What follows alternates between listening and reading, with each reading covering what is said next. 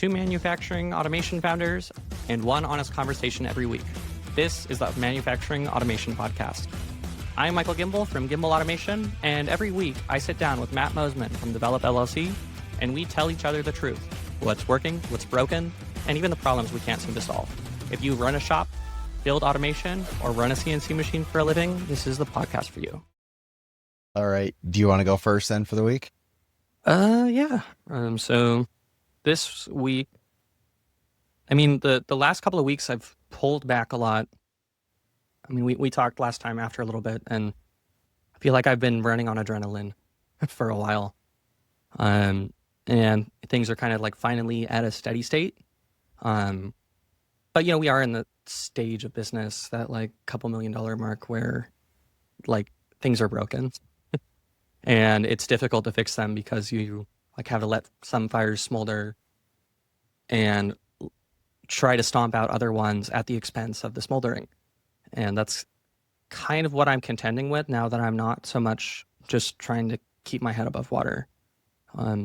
So I think I've talked about it a lot. Like I have this kind of marketing weakness, and you know, kind of like where I am in the business right now is like I can do almost anything the fastest really well, but I'm horribly inconsistent. And Yeah.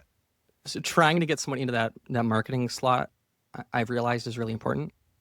But at the same time, I've got like all these proposals to get out, and I've got like the coolant clear is just continuing to kick our ass on production.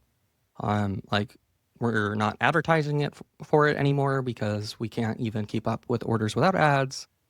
And I'm just, you know, looking there, like leaving all this money on the table, making that decision, and how much do I push and where do I put things in the priority order. So this has been a week of like trying to figure it out, of like trying to like stay calm, not like drown myself in work like I've been doing the last quarter, really. And look at what is the thing that I need to work on the most immediately. And I've come to the conclusion, like right now, I just need to get out the good, like really good proposals for the really good customers, right? Like the ones I think are going to close. That's a decision that Develop made, and I'm really standing behind it. I had a meeting this week where somebody questioned that, but as I explained it, they kind of got it. So I think you're making a solid decision there from my experience over the last 18 months. Yeah. Yeah, like I am in the spot, like until I have someone in the marketing and sales seat, like I will continue to be the bottleneck to the entire business. And a lot of that's eliminated by like the passive like Shopify e-commerce revenue we have on like Coolant Clear, Tumble Blast, some amount of vices and grippers and stuff. But like part of the challenge is, as I've been kind of squeezed for my time, I've been not working as much on updating our ads and, you know, Instagram and LinkedIn and like these content generation things that create this like durable passive revenue. So like I've seen these like big swings over the last 3 months, not in revenue itself, but in where the revenue is coming from. And it's moved a huge amount from, you know, just kind of e-commerce selling coolant clears and tumble blasts and vices and stuff over to like B2B enterprise sales. And ideally I would like both of those knobs to be turned where, you know, it's where we're consistent, but we're not overburdening the team too much. Yeah. And all that's stacked on having like half new staff. It's I don't know if we talked about it on the podcast, but it's like as a small business owner, you know what the right thing to do is a lot of the times, and people or team members will tell you, and you're like, yes, I know.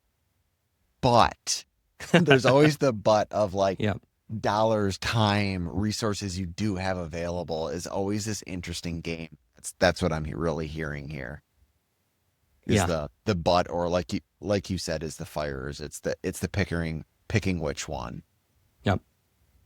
And what's funny too, I was questioning your concept of like you do the sales calls and then hand off the proposal, and now my intent is to do the exact same thing.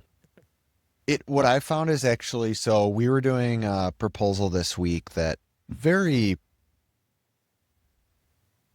very complex one because, and I'll get more into it later, but we're we've been doing work with the customer. They're wanting to increase what we're doing. So we're overwriting an old one, rolling in new terms, and it just kept Yep. getting layered and layered and more complex. And I finally like I was reviewing what the team member was doing, and it was like, you know what? This is actually reach legal. Like, I'm Yeah. introducing you to Joe. I'm not handling this level of legal. You need to work with him. And it was like one of those where I think in the past, I would have probably kept trying to create Right. that.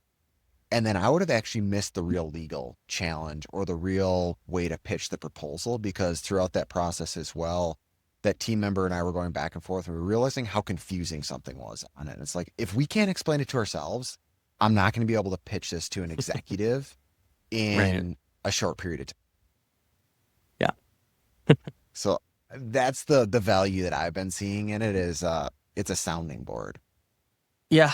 Um, yeah, there's just like a lot of little things on my mind right now that like become this like cumulative frustration. Um, it's like I have all these knobs I can turn like to just like crank revenue like 50%, but I don't have the production capacity to make it happen. Mhm. And as someone who has seen a lot of the ups and downs of running a small business, like seeing that in front of you and not having it just like tortures me. Um, It shouldn't because what we did is it's exactly what I forget the book you called it oversubscribed. I listened to yeah, yeah, that and read that. It's the it's the process of build your backlog, increase your rates, right, get the really good clients, and the really good clients, you're creating so much value to them that they don't care that your rates go up to give them that good of service is what we've been seeing. So I think let the oversubscription happen to a point, but I'm also right. looking at it from a service, not a product side, which So is a different problem. yeah, so when you say raise your rates, like the biggest capacity issue is the cool and clear, because that thing is just a nightmare to assemble. There's so many vendors going into it. There's so many processes. The assembly takes forever. Um, the and like these big aluminum parts, they like to warp when you machine them because they're like rings, and dealing with that is a huge issue. And like stress relieving material and where's our aluminum source coming from, and I um, know all about stress relieving material. All Develop does is plate machining. and so like there's all of those things, and I kind of found the sweet spot to optimize sales. I tested pricing from 1,200 up to $2,500 in like $100 increments in April, um, and in May when we had like the highest sales ever, like in terms of like online e-commerce. And I found the ideal price to be 1579. However, that is dependent on us being able to manufacture them in a timely manner, which right now we can't. So I guess there's the question, like short term, should I move that price? Probably. I Um, guess that's the challenge for you is like, in my opinion, prices should only ever go up. yep. I'm very much against the whole like sale mindset. I don't like sales. I don't like discounting. I believe in providing the value and there's a cost to provide that value. So develop in history has only gone up in rates and the only discount we do is if you do our automation assessment, you give the $25,000 back because we're such a firm Right. believer in going that path versus straight to bid on RFQ. But Right. yeah, I guess where I'm going is I don't know if I believe in raising your rates to know you might lower them in the future. I think that can uh, lose you some goodwill with your customers. I thought so too when we started playing games with the price on. So we only do it with like a new product where things are, being tested. And, I thought we would have like 50 people reach out, be like, hey, this lowered $200. Um, and the actual number was one. And that one person, we just gave them a $200 account credit. They were thrilled. And that was that. Right. So like there's two different problems of like, there's a like goodwill question mark problem with the price going up and then down. But there's also the short term problem I have of, well, we're selling too many of these. We need to sell fewer. And there is a lever to pull that's not just bumping our lead times out. Yeah, you're pricing like airlines. Yeah. And the intent, to be clear, is to do it as a temporary measure. I'm just like trying to talk it through with you to figure out what the right move is there. Why not just tell them there's a lead time? We do, and the problem is, like, we publish a lead time. It was 1 to 2 weeks, and then then someone places an order for 15, and then it's we're delivering it 1 to 2 weeks, and then all of a sudden now we're adding another 2 weeks in lead time because we're at zero inventory out of nowhere. And so we have like these surgy orders, and that's kind of an issue across our product line. Like, we'll have someone buy like 15 vices, and then, but like, that's like the number we keep in inventory. So that tends to be just a Kanban challenge in general across the entire company. And then everything for your product, because it's so new, your Kanban number hasn't stabilized is the Yeah. real problem you're fighting. Well, and the other thing is, like, there's this whole market dynamic issue. Like, I know how many more of these I can sell. Like, we're selling half as many as we did in April. And that's because we're not advertising it. We're not, we're not pushing it on social. The web page itself hasn't been updated other than the lead time call out. See, I got an ad for the Cool and Clear the other day. Yeah. So I thought you were done. You're not running them? Okay, so they're not technically off. They're turned, the knob has been turned down. Right? Okay. So, I was like, I got one of these the other day. So like, that ad went from spending $3,000 a month to spending $750 a month or something. I tried to go really fast by it so you didn't have to pay for me. I think we only pay if I don't really know how it works. You have to click, I think. All I know is whether they make money or not.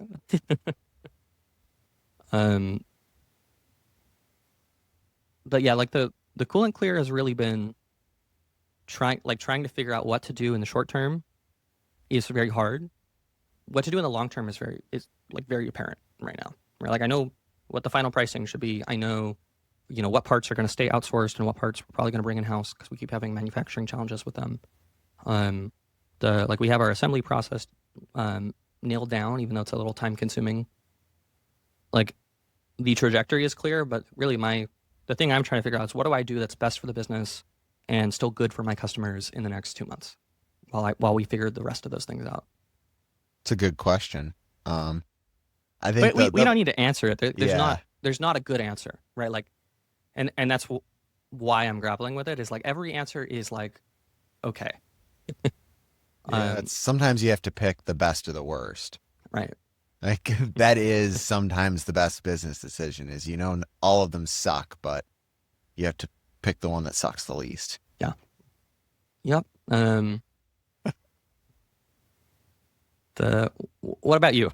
I went on a while for. No, you're good. It's I'm closing out this week, and I was saying it last night to Amanda. I said it to in a meeting earlier today as well. It's like, I feel like this week was potentially one of the most intense weeks I've had it develop, in a very positive sense. Like, this week absolutely disappeared. The amount of switching was the interesting thing for me. But it was because it was very just either sales or high level stuff. For like context, yesterday was a really interesting one. I started off with marketing meeting with our agency, had a internal sales meeting that was new. We had never done it this way because we had onboarded our new internal marketing or MQL side, middle funnel, top of funnel. Yep. Sales portion, they were in it. The executive assistant, Trish, she was in there because she's now handling some of the middle of funnel, top of funnel, getting stuff on my calendar. And then we had engineering in on it. And I had 13 sales meetings throughout the entire week. Wow. That went up from what we had originally planned. It's a lot. We then also got slammed with other deals coming in that had been cold for a while, just out of the blue, cold calling. or old leads that had looked at stuff in the past. Thankfully, Trish just kept stuff moving for us, and the rest of the team just kept stuff cruising because I was just meeting to meeting to meeting. And all I was doing is when I wasn't between meetings, people were grabbing me and I was just answering questions to keep it rolling. And then to keep going on that, that Yeah. was just like the kind of start of my Thursday was buttoning up all that, if you will. Then I roll into accounting that's looking at like all the financials, getting my report from the Yep. CFO, followed up by then 401k and tax planning for we still I think closed out 2025 because our accountants wanting to figure out Oh, how we closed it out like a month ago, okay, or how not we're even. Yeah. yeah, we still have some time, I guess. This is so weird Yeah. to me. We've never done it this late. Oh, we've done Uh, extensions every yeah, time. this is really weird for me to go this far Yep. because we're trying to figure out how to balance it with 26 and he believes he's found a solution, but that was buttoning up that as well was a portion of yesterday. So it was just a smattering of stuff is what I'm really saying there. But to layer on top of that, I then had to have a legal meeting to button up some contract review for a 4 o'clock pitch for potentially the largest pitch in history. And it was just like, I had a blast yesterday, but it was Yep. like, holy crap. I don't know why we tried packing so much in. And it was all week. Monday Yeah. through Thursday was like that. It was just Thursday was an intense converging of everything across the week. Not most of my days were one. Yeah. Like, Can I give you my feedback there? I don't want to hear it. I have been on that high plenty of times where I just feel like, like I'm firing on all cylinders, like bam, bam, bam, I'm getting through everything. Um, at least for me, and I don't know about you, but that is it.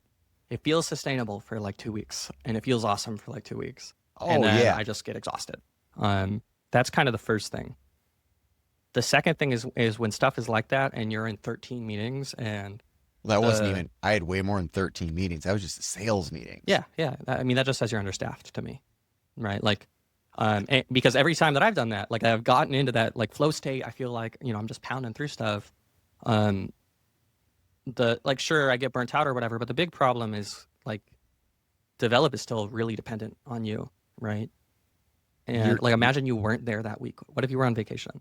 so next week I am on vacation. Yeah. Um, what's interesting is what really hit to me is kind of aligning with that is I didn't realize the amount of opportunities, how many were going untapped because this was kind of the convergence of Trish was really brought into sales now over the last several weeks, Yep. helping with She's automate, your EA? correct, helping with other aspects of the business.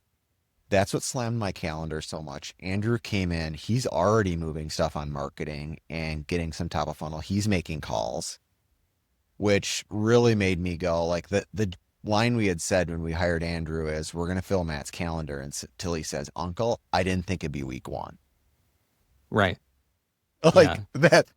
that's the thing where it's like prior to this podcast, I was working on a job description for a sales engineer and business develop or slash business development. So that's something I want to talk about because like we had like our weekly L10 meeting. And it's been so chaotic we haven't even done them for a while. And we started doing Ryan Deese has this has one of my favorite books, Get Scalable, and there's the idea of value mapping, and you like get sticky notes out and you map your entire flow chart of where the value is created, and like everything limiting the business right now were all tasks that were on me, and they were all marketing tasks, like our sales process, our production process outside of the coolant clear, which is being figured out, like those are dialed. Our turnkey process works perfectly, and we're running ahead of schedule. But marketing is that big pain point. So, and then the other half of the meeting was talking about, well, do I hire an EA or do I hire like a marketing slash sales coordinator, or do I hire like a someone with like an engineering background, ideally familiar with machines because everything here is so industry specific, who can take on some of that sales role. Like I'm trying to hone in on the job description there.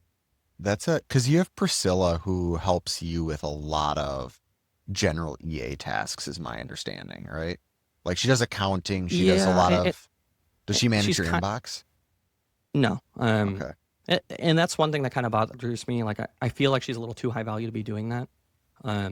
And the and because she's my wife, there's also like, hey, if we go on vacation, like, Yeah, and no. you're essentially acting as my like half part-time EA for like 10 hours a week, then that stuff falls totally by the wayside, and we're falling back to like a technician on the floor answering a phone, right? So um the redundancy isn't there, and it's kind of like, and I feel like we're outgrowing that solution. Like the marketing, the amount of marketing I want to do and the amount of things I want to test and are really outstripping my capacity, especially if I'm focused on anything else. Yeah, that's things to unpack there because as business gets bigger, the opportunity is like I've found that they become more resource dependent and Yep. stacking them and deciding is Right. one portion to tackling that. Like right now, we're having a conversation about booking some potential projects for internal development, like over 6 months out, which is like it's Yep. just frustrating to say, I know we need to do this now, but we don't have the resources. It's going at the back of this line because it's not going in front of everything else. Hurts is one portion there. Secondly, is in terms of the job description for the EA, I wish I would have found or could have found Trish, who we hired much sooner, because she's arguably changed the commercial side of our business, or arguably my life a lot. Yeah. I mean, and it'll be 3 months next week that she's been here. And I've actually had time to spend on weekends. There's been weeks that it wasn't going home late every night Yep. because so much stuff was just done for me. Here's a question, and this is something I've really struggled with, and like I've been trying to really nail our hiring process, and I've gotten a lot better at hiring people. I've like finally really adapted to the like hire slow, fire fast. It's easy to say, it's very hard to do. It is. Um, It's extraordinarily hard. yeah, and the one thing I'm still trying to figure out is like, like if you read a random business book, it'll be like, okay, it takes 6 months to for an employee to have value equal to their salary, right? Bullshit. Right, and that is just totally, totally unacceptable in a business even anywhere close to our scale. Like, Correct. if you're under $10 million, that cannot be true. But the question I have for you is like, where's the line? Like, at what point do you think that an employee should be generating 2, 3 times their total cost to the company? Is that in a week, in a month? Is it Day like 6.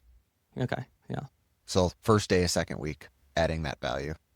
yeah, We've seen our team members, and a lot of it actually, I will say that a lot of the accountability goes back onto you and your team for helping that team member get there right, is the big thing because we've compressed our onboarding schedule. We've compressed the way that we get value out of team members.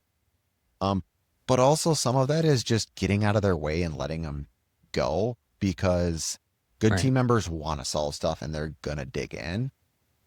Uh, and I think what I've seen out of team members that are gonna make it at develop, they really hit the ground running and it's on day 6. They're Yeah. they're adding value, I, if I not just wanted before. to, I wanted to hear it from you. That's good perspective for me. Yeah. I mean, I've seen as early as like day 3 or 4. Yeah. So So I'm just gonna ask you point blank. Do you think that like I should be hiring an EA or like a sales slash marketing person? that's a Um, great question because right now I just am 90 days into having an EA and I'm seeing how much it unlocked for getting stuff on my calendar for sales. I'm right. going, and then we have marketing funnel, top of funnel getting handled for more stuff coming in for sales. So I'm hiring a sales next. I think it's one of those where I don't know if one is necessarily going to be wrong. I think just be prepared for the next one. Right. My Um, gut says EA though. I okay. I'm really happy I did that when we did. Arguably our next hire would have been sales had this marketing position not become available because our new team member was leaving where he was Right. Like that just kind of fell into us. I don't think I would have hired a sales engineer probably be right about now instead of him had that not occurred. Yeah. I guess I'm in the boat like I used to love them, but I like the sales calls. I enjoy them, like the discovery calls. Um, obviously when it's like a good customer, when it's like somebody wants to talk about a coolant clear for an hour, I'm like, this is not what this assessment is for. Yeah. But the like when there's the good calls, I do really like them. The part I hate is generating the proposals, and I'm now like 200 hours into this like automated proposal generator that works incredibly well. And like that's something I know will need to be in the job description of whoever comes next, is just using the context of the meeting, the proposal generator to generate the proposal, and it's done 90% of the way for them. They just need to kind of like fact check it, make sure that everything lines up properly. So they don't necessarily need like deep technical skill.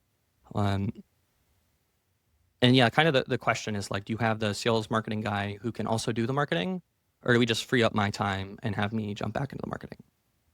So the way for the sales first, when we automated our process and I wasn't building them all, you need to still have, if they're pitching them, you need to be in the loop and review. I don't think you Yep. should remove that before anything goes to pitch for a period of time. That team member, because they're commercial side, they're facing the customers. I believe you should be reviewing all of those before they go out. And then I'm blanking. What was the other part of the question? So like I can either hire someone who can do like, that bit of sales and marketing, who can kind of like take away the need for me to make marketing content myself. Or, if I hire someone like an EA, presumably that process is built and standardized enough that they can do the proposal bit. And the Okay. idea is they would just free up enough time that I'm doing the marketing myself. Right. Yeah. So then the other portion of the EA helping there, what we've been seeing is between Andrew and Trish is they're taking vetting calls. Yep. So if they're marketing qualified leads, they're not trade show qualified leads. I don't meet with those people first, Got is it. what we've Okay. just deployed. And that's new. That literally just went into effect this week. Yep. Andrew started this week. So it's that's what they're doing as a new front line of do defense. they do they have like a deep, or not even necessarily deep, but like a moderate level of technical knowledge? No? No, this so our focus is develops very relationship focused. What they're going in is they're making sure that the bands align. They're Right. going in on a relationship standpoint, understanding the customer, understanding their need, asking questions. What are they looking to automate? What does their company look like in terms of size? They can get a lot of that and research it for me, but Yep. finish the marketing qualified lead and give it a new star rating to verify that before it hits my calendar, they've been better vetted.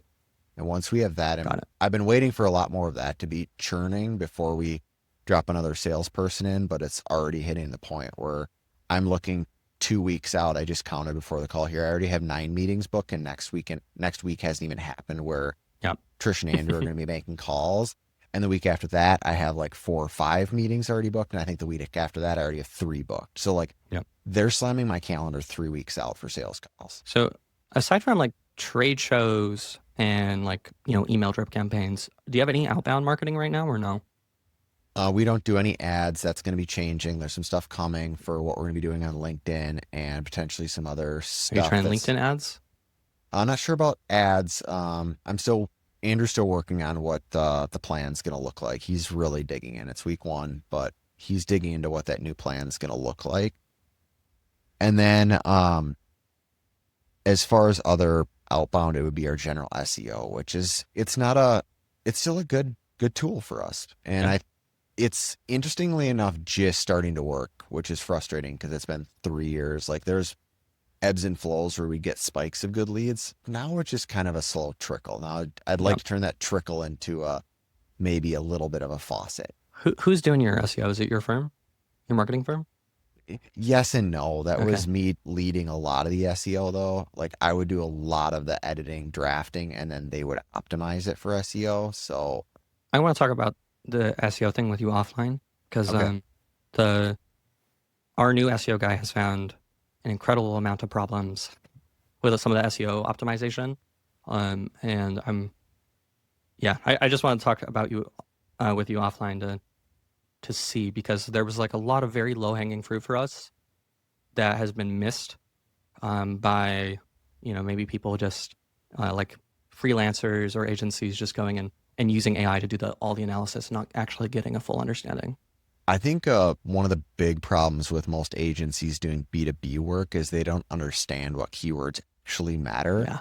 and they Mhm. don't understand what your business actually is. So rather than telling you you need to worry about this weird packaging and palletizing with robotics keyword, they say you need to own robotics. And it's like, no, like, let's get real here. Or like Right. my favorite one is you're an automation company, you need to own automation as a keyword. It's like, you're Not going to insane. happen.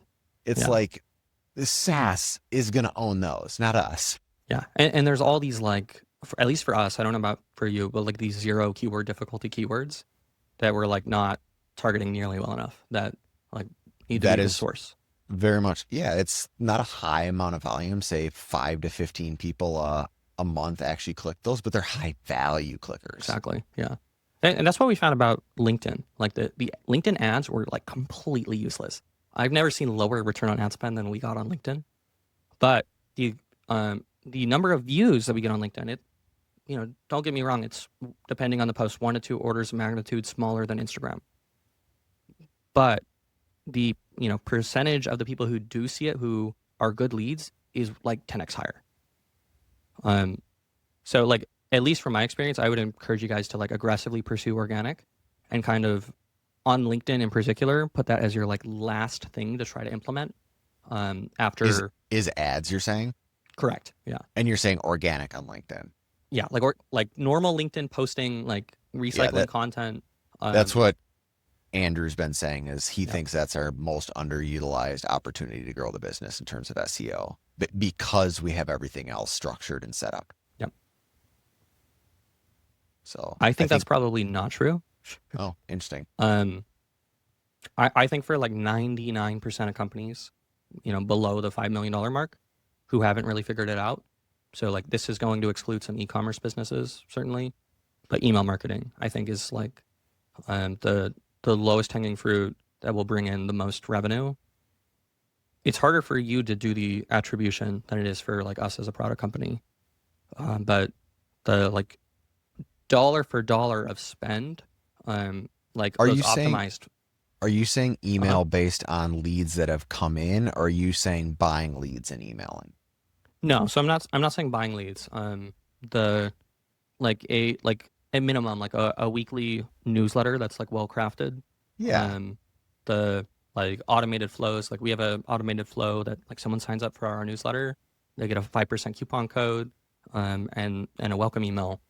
Like I think that's the most underutilized thing in general, like Yeah, especially in the B2B space.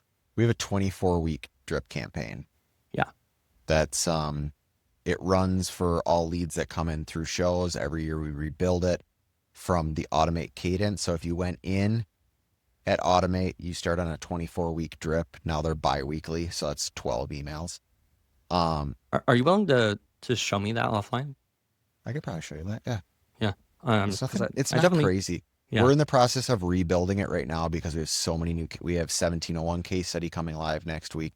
We have 2101 just got filmed as well, so that's going to be coming live. We've got a lot of fun stuff coming up. So that drip campaign just got built for Automate was the new one.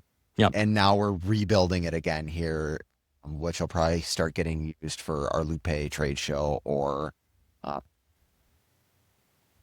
Yep. Well, do you have any other like sales and marketing stuff you want to bring up? I know I've been just the, peppering you with questions. no, that's great. I'm enjoying it. Yeah. It's theme of the week. Uh a case study shooting for 2101. So it's a machine we delivered a while back. We just never did a case study on it. So we went back and did an internal case study. I'm kind of excited about it. It's going to be a nice throwback, if you will, to Yep. stuff we've built. But it's a cool one because it's a machine that we delivered, I believe it was almost 2 months ahead of schedule. So we talk about that a little bit and how we're able to do that for these machines and how we're able to continue to compress complex schedules as develops gotten more Yep. mature. I don't know. I'm really proud of how our team delivered that as I was reflecting through that Yeah. case study.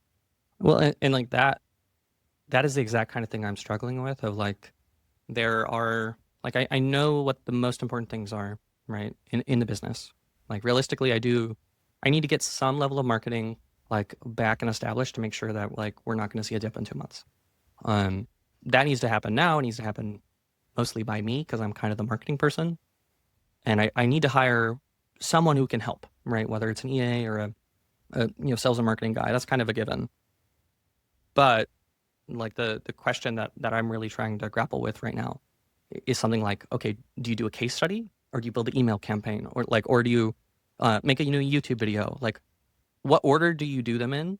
Um, the how do you attribute value, especially to something like you've never done before, right? Like we've done a couple of case studies, but they have no traceable attribution because I can't see from YouTube like someone watched our YouTube video and then um, signed up for a discovery call. Like there's too many breaks in the link to see. Um, if you're not sure on value, I guess it's either way. I think you should line them up and just stick with the decision and just Yep. start knocking them down. Believer in the domino Yep. theory of just line them up, work down them one by Yeah. one by one. If you're not sure on the value, if you're like this one might yield the same or that one, which one's the lowest effort, I guess, is Yeah. probably the Yeah. way I would go about it. Or Yeah. which one are you most excited about, or the team members that have to create it excited about? Because sometimes that excitement to build momentum helps a lot too. Right. Yeah. So Okay. A lot of stuff for me to think about. that's it's fun stuff. I guess we're on to engineering, right? Well, I can just like finish on sales and marketing because Okay. like the one thing like right now I'm running really behind on proposals. Like that needs to fix. Like I have no problem keeping up with the discovery calls, but doing the proposals on top of the rest of the workload and getting staff up to speed has been a nightmare.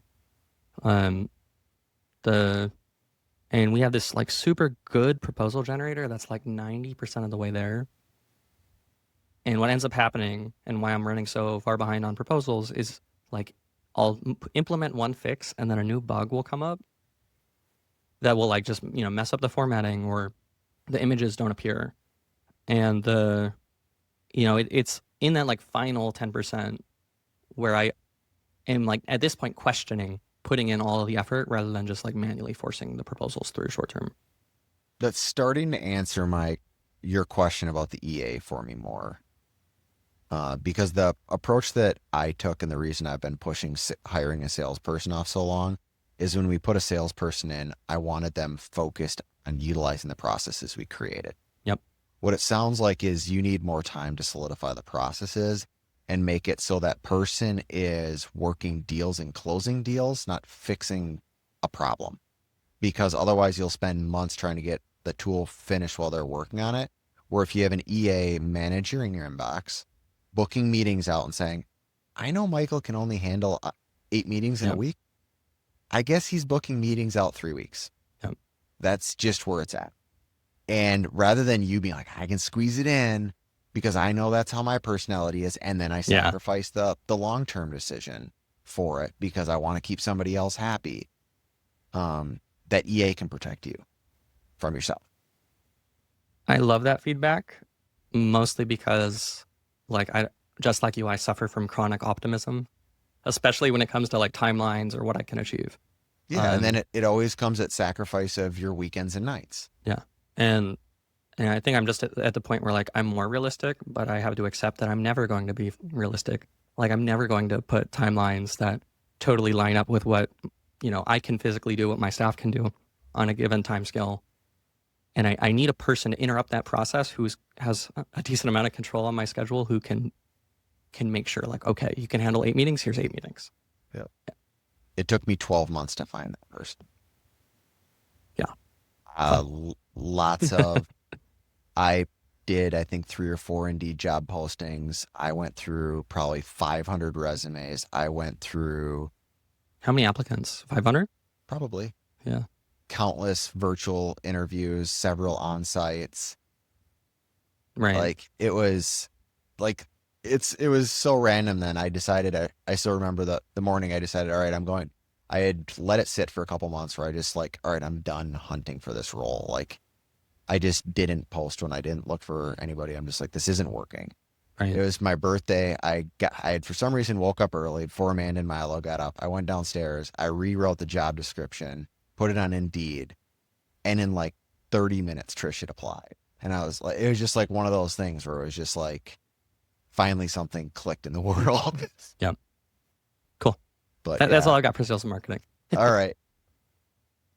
Engineering. As always, I'm light, but what about you?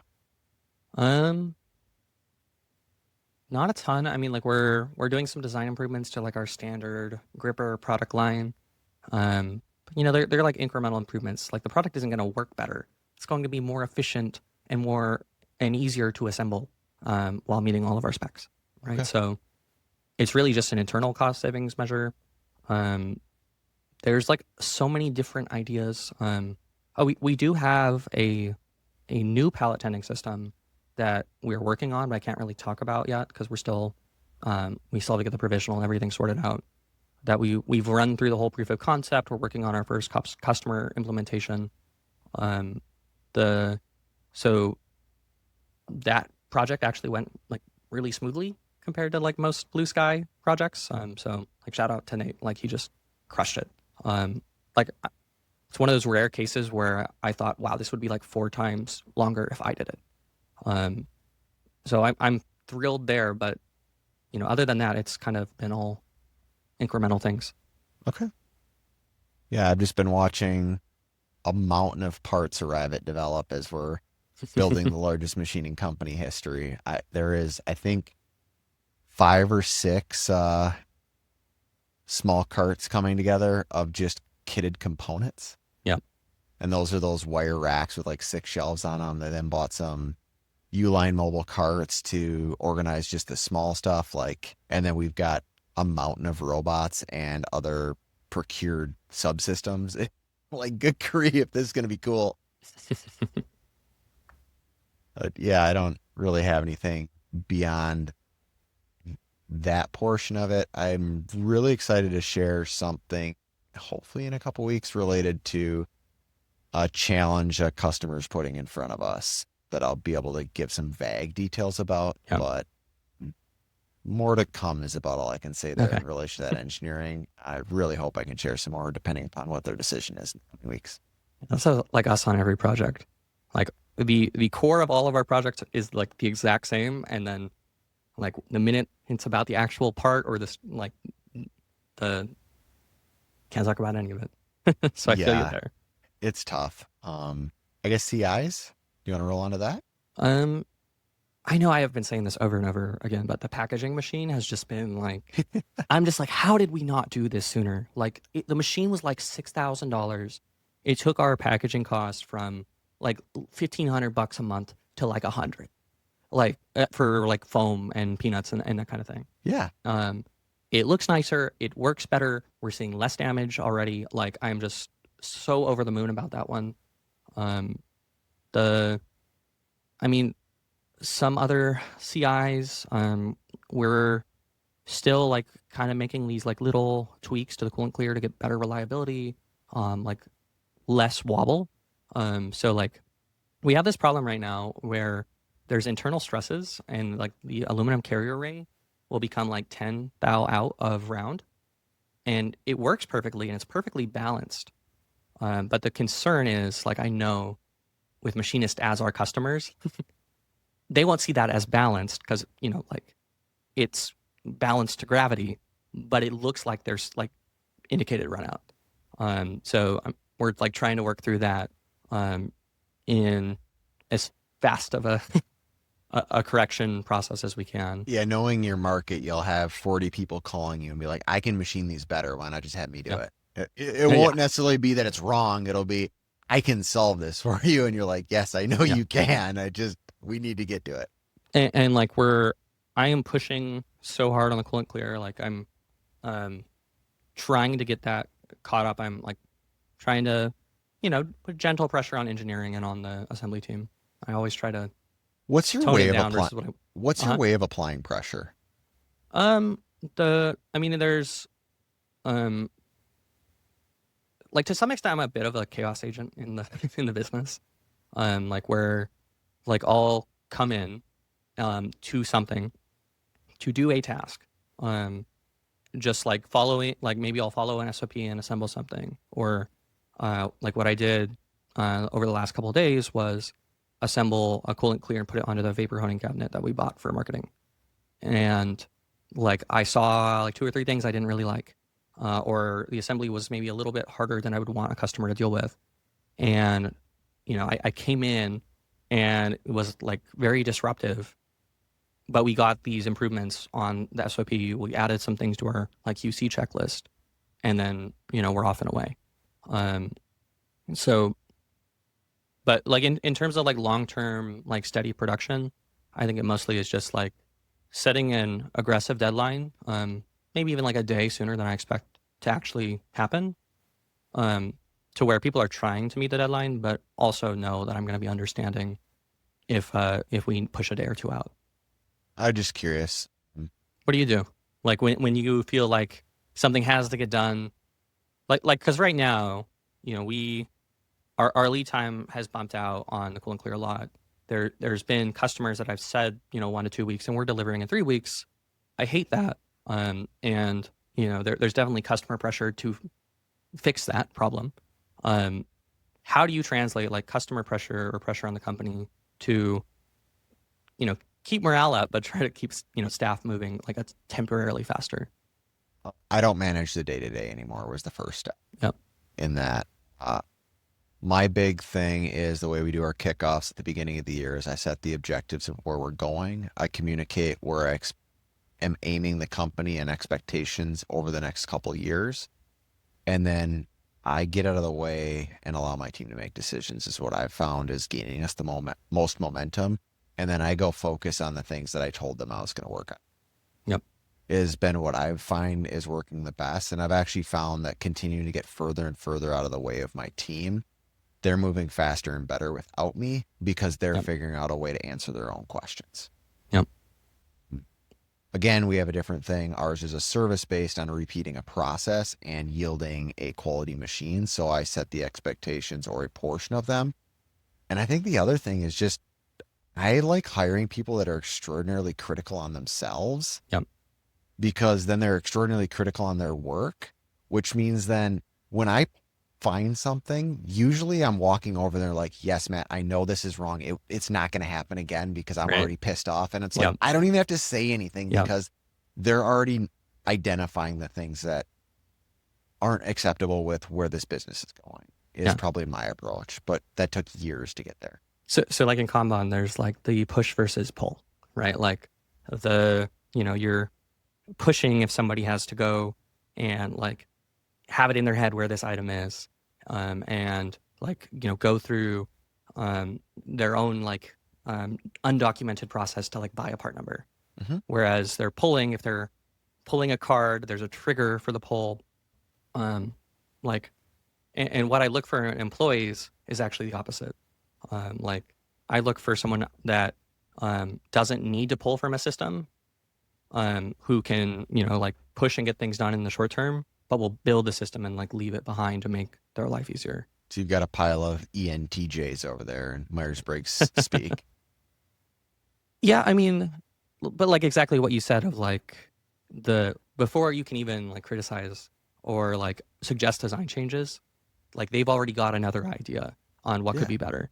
And like I want to be pulling them back from like, okay, we got to stop engineering this thing, right? As Yeah, and opposed to pushing them to go farther. yeah, and that's a constant back and forth. That takes a while. Like some engineers I have, they want to get stuff out the door as fast as possible and give them the metrics to what's the lowest bar the customer is going to accept. Which is arguably the right way to do it because the customer is getting a machine as fast as possible and to the standards they paid for. Other team members are constantly wanting to go above and beyond, and that's actually added costs are always needed. But sometimes those team members are also finding unique ways for us to move the business forward. So it's like it is a constant like dynamic, but that's where I've actually stepped out of trying to manage the day to day of those people. And that's where operations is stepping in and managing it from a Gantt perspective. So some of those team members get extra time if the time is allowed. Yep. That that helps it all. Again, we Yeah. have a completely different business. Yeah.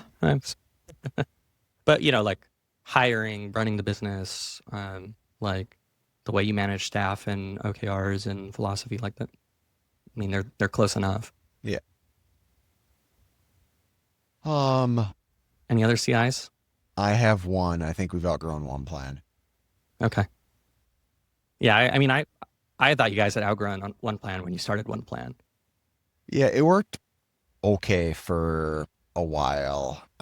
We've arguably doubled the amount of machines. Actually, no, we've more than 3x the amount of Yep. machines we're putting through that pipeline. And theoretically, we're looking at 2 to 3x the amount of machines next year that we need to build. This is not more. So what replaces it? I guess that's the question. That is the problem. We've dug into it. There's not a software out there that You meets know what I'm the. gonna say? Yeah, I know what you're gonna say. Our teams talked about it because our team Yep. listens to the podcast as well. They're very torn on the right because we don't want to completely build something internally. But I'm Yeah. knowing that's what you're gonna say. W- I would just say like, do you have like one guy on your team, like in engineering, who like is good at AI? Oh, we have like 4 of them. Okay. So what I would tell you is like take one guy and just tell him build something basic. I'm gonna give you 20 hours, right? Like half a week. And see what comes out. And I think if that person is familiar with AI at all, you'll be shocked at the quality, reliability, and like usefulness of the software relative to what you would ever expect for 20 hours of work to yield. Yeah, I don't know. I'm actually taking a different approach. Yep. I put 2 team members on it and they're gonna figure out what the path is. Yep. So whether I gave them the objective of where we're going, develop needs to create this many machines based on this revenue mark that we're aiming for by 2028. This software needs to be getting tested by ideally Q1 of next year so we can operate at that level in 28 because we're accelerating quickly Yep. here. That's the objective that was given to them. They both look at solving problems very differently. So I think that they will come together at a very good solution. I mean, like for context, I'm about 250 hours in to Gim Command, our own like internal ERP, and it has Gantt charts, Scrum board, integrates with Shopify, with QuickBooks, with HubSpot, with LinkedIn, with YouTube, with Instagram. Like there are 25 unique modules. I think we have like 10 users on it, and then there's over 1,000 part numbers in the Kanban. Both current and retired. And we've had exactly one thing break, and that one thing was like we had a couple like bug fix requests not populate properly. Like I'm just still in awe that the amount of data that like that software is hosting, as someone who created it with no skill whatsoever in like software development, like that it has worked as flawlessly as it has. Yeah, and so I'm hearing you because I know what a lot of the teammates talked about is we're in this interesting position where there's some softwares that solve what we need. The problem is they're so overbloated. Yeah. Like we need a to-do list task manager that allows team members to pull stuff forward as one layer. We then need a macro Gantt level so resource planning and team member optimization can then be driven down on the week level. And then we need the third level that does the reporting of those 2 to show us what our engineering utilization is and then what our backlog is. All right. If I give you like a task for like 2 hours, like you pull an engineer aside for 2 hours and have them like try to generate a software, will you try it? Like, So I have a couple team members that have generated a few things already. Okay. I am impressed, Michael, with what can be created. I'm Yeah. still a little skeptical of the lift that could go into it. But yeah, there's been a couple team members like really it's been driven by frustration by a couple of them because they're so peeved at the amount of Yeah. conversation we have about it. It's effing everybody's just sick of dealing with the PM side of it, but it's a Right. necessary evil of scaling the business. Like one team member went ahead because he's a project lead constantly, and there's so many things that need to be given to customers and documentation and processes and flows. And he wrote an app in Claude to manage all of that. So Hmm. then every single time he reaches stages and gates, automatically stuff is generated, and then he puts information in on the weekly. He's automated all of his PL Yeah. tasks, and That's it's cool. like it's really cool. So That's a cool CI. I mean, I want to see where it goes. I feel like you're gonna end up in the same place. I just don't know if like now is the right time, right? it's a challenge. Like, I really wish something could just be bought. Like, candidly, if something existed that was six figures, I think developer would buy it.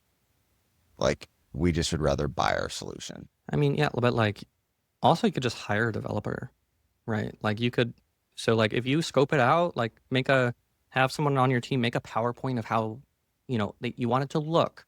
You give them the brand kit. You have like the feature list.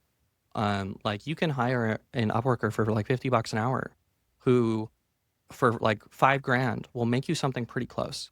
Um, and sure you can hire like a firm who will do it for like 10 or 20 grand. But like I think that if that's where your budget is, like you can just like we've even done this with like smaller projects. Like we give it to like 3 or 4 freelancers, see what they come up with within like the first 10, 15 hours of work. And then we, at that point narrow it down to one and have them continue the project. Mm-hmm. But yeah, there's options there that aren't just like buy a crappy off the shelf software versus do it in house. I'm going to Yeah. see what my two team members come Okay. up with in the coming Yep. weeks. I'm going to do my best to not take control of something I've already delegated. Sure. Yeah. So, anything else for you? Continuous improvements? Or Um, I don't think so. No.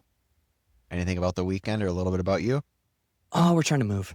Um, Oh, you are. Okay. yeah. So of course, like when we're in this horrible heat wave, is when like a place that we want pops up, and we like went through the application process and everything, and we're going to like sanity check a second place today, but we've kind of like made up our minds, like we're going to move, to like a place with a backyard and a garage, um, which that's asking a lot in LA. Yeah, So like what is that like 5% of houses there or yeah, living because like everything options? has like an ADU, an additional dwelling unit. They'll like just cut out the backyard, they'll put another thing there, and then the zoning prevents anybody from like undoing it. So because they don't want to shrink the housing supply. So Oh, wow. it really narrows, like just putting those constraints on are like really narrow everything. Um and of course the like rent is like completely ridiculous, but How much is a um house in LA? Like if you were to go buy like, crappy 1,200 square foot house is like $1.1 million. geez. Yeah. Like and this is like not a nice home. This is like something built in the 20s, like kind of falling apart. Oh my Yeah. gosh. Yeah, I mean, one point, I guess markets changed a little bit out here, but you'd at least get 2,500 square feet, three-car garage and a backyard. Yeah. You get an acre. Right. Yeah, yeah, Yeah. you'd maybe get an acre, maybe not anymore in the market, but yeah, Yeah. close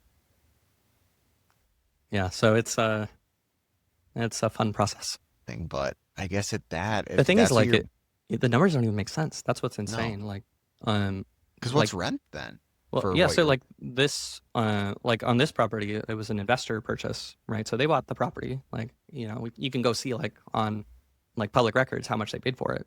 Mhm. And the I think it's like not a super nice home. It's like just over $1 million in LA. That doesn't buy much. And for a house like that, you can only charge like $3,800 to $4,500 in rent.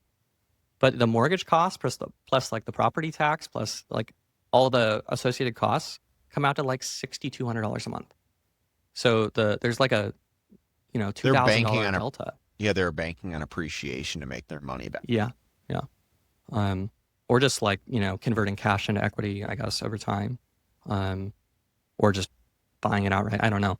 But it's kind of annoying. Like I want to buy, but like it just doesn't make sense in the current market, especially like when like the business is growing. I have all these things I want to move, and I feel like I have Yeah. much better uses for the capital. Yeah, your cash can be far better utilized than a house. Yeah. Okay. What about you? I started playing pickleball. Oh, we were in a pickleball for a little bit. Yeah.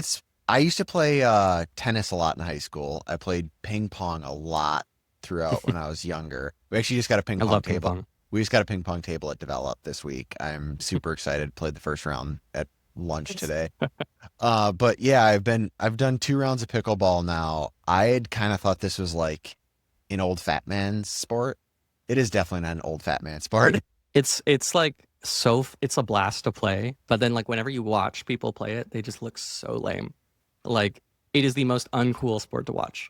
Well, it's so weird because it's just this little wiffle ball. Yeah. And it's like, I remember walking up to the court the first time and it's like, what is this sport? Like, what is this going to be like? It's like full scale ping pong pretty much. Yeah, it's really weird, but it's actually a lot of fun. Yeah, we went the opposite direction. We started playing pickleball and then we moved to tennis. And then but we haven't been playing nearly enough. Like we have like a tennis club and everything, and we need to start going again. I loved tennis in high school. Like I played a lot, and same with ping pong. But yeah, now I guess it's pickleball, which whatever. I went out with actually played with a local competitor this week, so that was kind of interesting. So Are you gonna get like a pickleball guy like on your team? Like go to like a regular. I think it was more or less, I guess competitors along the wrong phrasing. I think what's interesting is the reason both of us met is I think both of us has a decent amount of work, and we were curious if there's any of the other's capacity we can utilize. Oh. And we both kind of just chuckled once we realized we're like, well, let's just have some fun and play pickleball again in a couple of weeks. So, Well, that's awesome. Yeah. All right. Well, should we wrap there? Sounds good to me. All right. Thanks for listening. Share with a friend if you like it. All right, that's our week. Thank you very much for listening. If you found this useful, please share it with other small business owners that are kind of in the trenches like Michael and I are. And don't forget to leave us a review on Spotify or Apple Podcasts. We'll be back next week to do this all again, whether we're ready or not. Talk soon.